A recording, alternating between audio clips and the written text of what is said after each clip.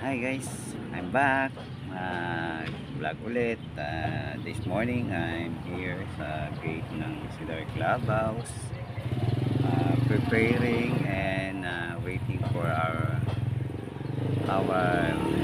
varsity aspirant players or newbies player na kaysa sakripisyo sa kapwa, then i-improve pa yung patience, humility, maging honest, focus. Kasi guys, hiniling ko kasi ito sa Diyos na matupad yung pangarap ko para sa family ko, sa badminton career ko.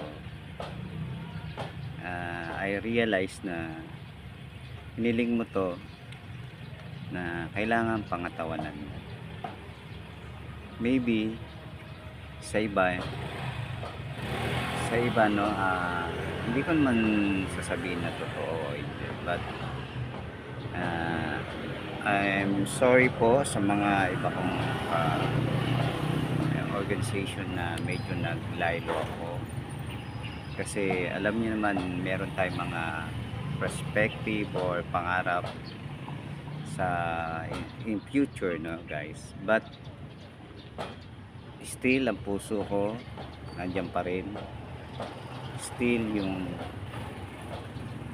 kung may mga pagkakataon na makapag-serve at kailangan nyo pa yung aking effort o yung aking talent or